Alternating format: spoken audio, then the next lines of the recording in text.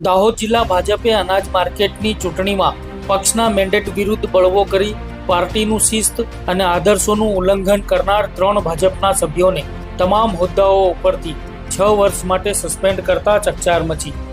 દાહોદમાં એપીએમસીની ચૂંટણી યોજાઈ રહી છે ત્યારે તેની વચ્ચે ભાજપ, કોંગ્રેસ અને સ્વતંત્ર ઉમેદવારોએ આ ચૂંટણી મેદાનમાં ઝંપલાવ્યું છે।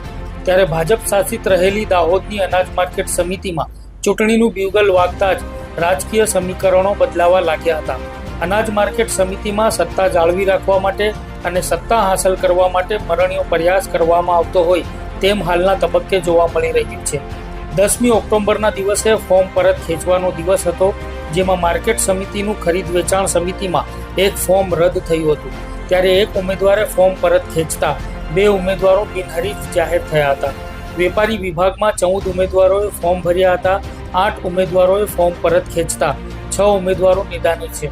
ખેડૂત વિભાગની બેઠકમાંથી 21 ઉમેદવારોએ ફોર્મ ભર્યા હતા, જેમાંથી 3 ઉમેદવારોએ ફોર્મ પરત ખેંચી લેતા 18 ઉમેદવારો વચ્ચે મુકાબલો રહેવાનો છે।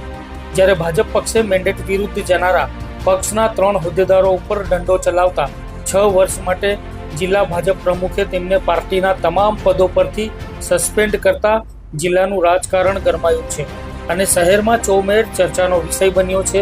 ભાજપે એક જ દિવસમાં પક્ષના મેન્ડેટ વિરુદ્ધ જઈને અપક્ષમાં ઉમેદવારી કરનારા 3 ભાજપના હોદ્દેદારો વિરુદ્ધ કાર્યવાહી કરતા આ ચર્ચાએ ભારે જોર પકડ્યું છે। ભાજપ જિલ્લા પ્રમુખે 3 ભાજપના હોદ્દેદારો કમલેશભાઈ રાઠી, નગરસિંહ પલાસ અને મનુભાઈ માવીને 6 વર્ષ માટે સસ્પેન્ડ કર્યા છે, જેમાં જણાવવામાં આવ્યું છે કે ભારતીય જનતા પાર્ટી ગુજરાત પ્રદેશની સૂચના અનુસાર દાહોદ એપીએમસીની સામાન્ય ચૂંટણીમાં ભારતીય જનતા પાર્ટીના અધિકૃત મેન્ડેટના ઉમેદવારોની સામે અપક્ષ ઉમેદવારી કરવા માટે તથા પાર્ટીનું શિસ્ત અને આદર્શોનું ઉલ્લંઘન કરવા માટે નીચે મુજબના ભારતીય જનતા પાર્ટીના સક્રિય સદસ્યોને ભારતીય જનતા પાર્ટીની તમામ સદસ્યતા તથા તમામ હોદ્દાઓ ઉપરથી તાત્કાલિક અસરથી આગામી 6 વર્ષ માટે સસ્પેન્ડ કરવામાં આવે છે।